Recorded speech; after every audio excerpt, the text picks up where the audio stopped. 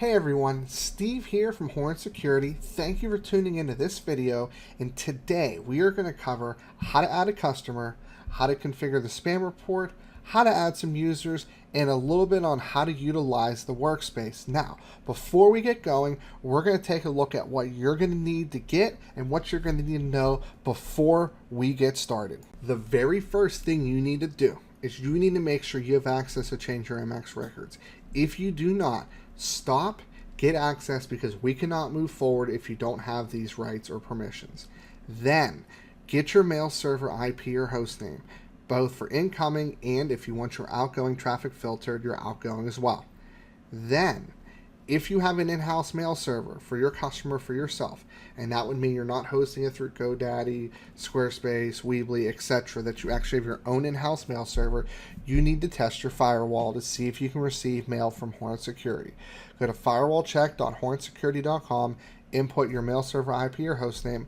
It'll tell you if you can receive mail traffic from us. If not, at the latter half of the setup, we will go over on how to do that. Then, visit our onboarding website. It has a lot of useful information, including our MX records and the IP ranges that you need to configure for your mail server utilizing port 25 if you have an in-house mail server. Now that you have all this information, we are ready to get started. So when you log into control.hornetsecurity.com with your partner information, you will be placed into the workspace. As you can see up here, it is currently the active tab. We're going to want to go over to the management section. From there, you will want to make sure your partner account is highlighted. In this case, mine says US Demo Account. And at the bottom corner here, you'll see where it says Customer Add when you hover over it.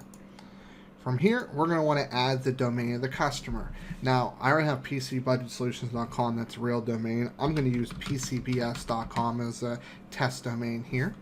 And then we're going to add the name or email of the main person that's going to be handling this on the customer end. That could be an IT admin, a system engineer, or the person that contacted you to get set up.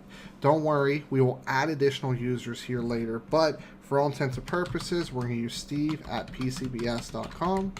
I'm going to set up a temporary password, and we want to make sure that this account becomes activated. Make sure you choose the right time zone. We're going to go Eastern time in this case. We're going to activate email filtering here, and we do select premium filtering. That's the only kind of filtering we do now.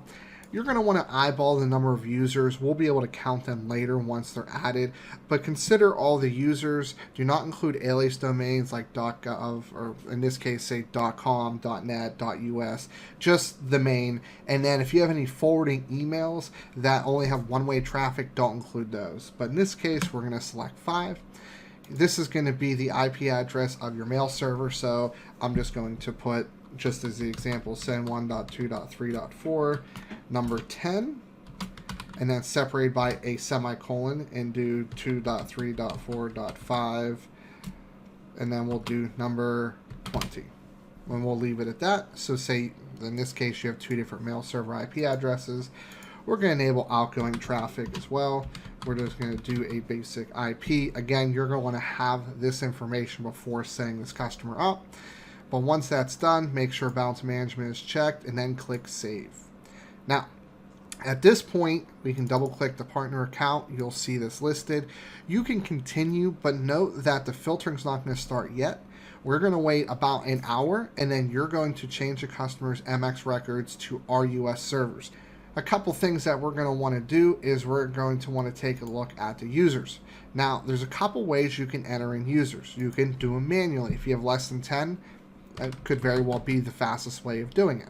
So in this case, I'm going to add me, and then make sure you always remember to click Save whenever you want to save something important, and you'll see it down here that the user is registered.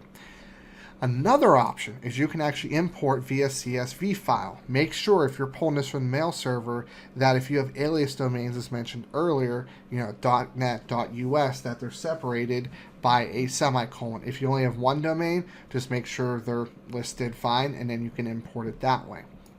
The other option is you can use an LDAP connection such as Active Directory. Now here, you're going to import the login credentials for your Active Directory server, and then you'll hit save once everything's put in. You can also sync your user and group section as well, just by clicking at the highlight and making sure the information matches.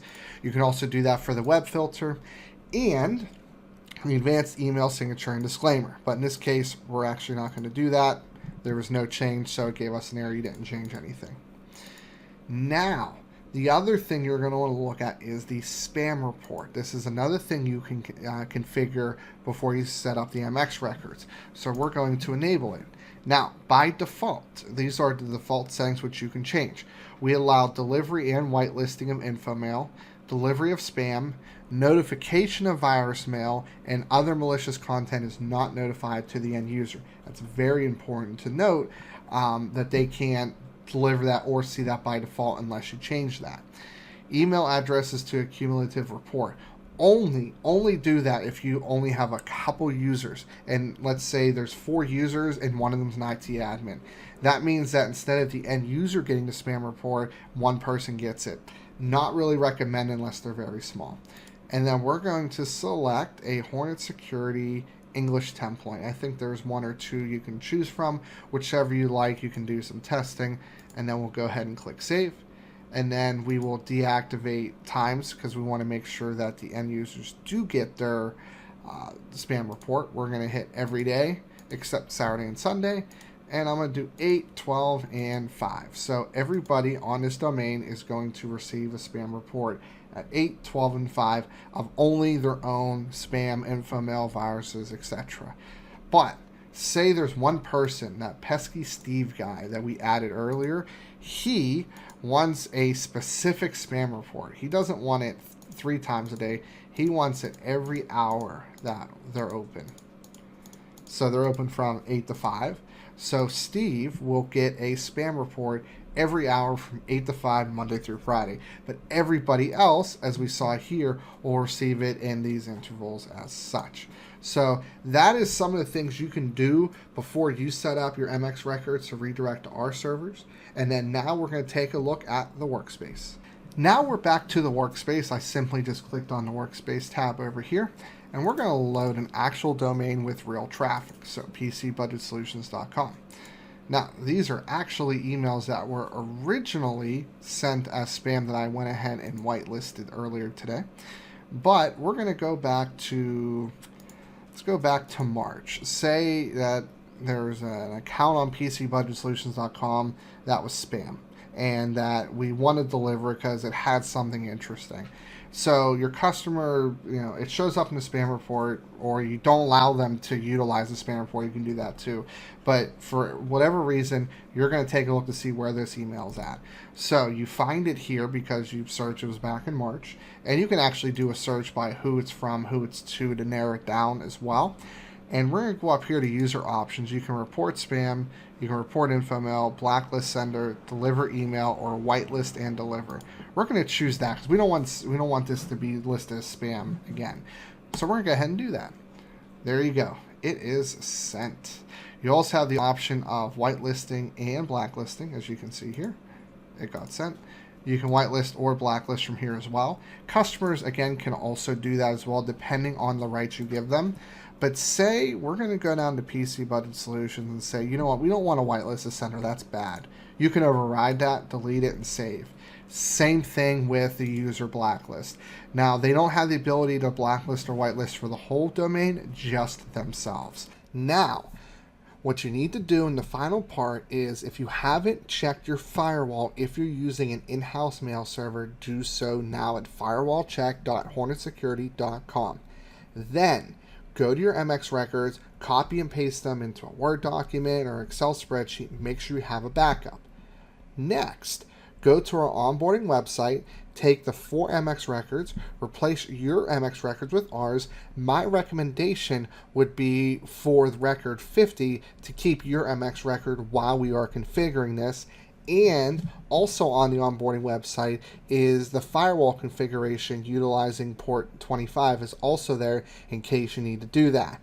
Then you are good to go. Once the mail traffic starts routing through our infrastructure, I would reopen up your MX records, delete any additional MX records above and beyond ours, save it, and then you are good to go.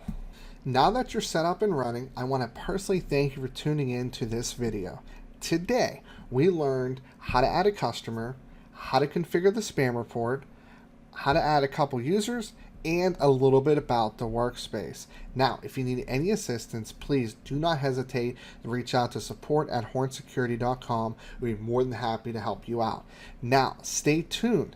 This is just the first of several videos that are going to be coming down the line, and soon we're going to be talking about some of the really awesome things that you can do for your customer with Hornet Security's suite of products. This is Steve from Hornet Security. Thank you very much for tuning in, and I'll see you later on down the road.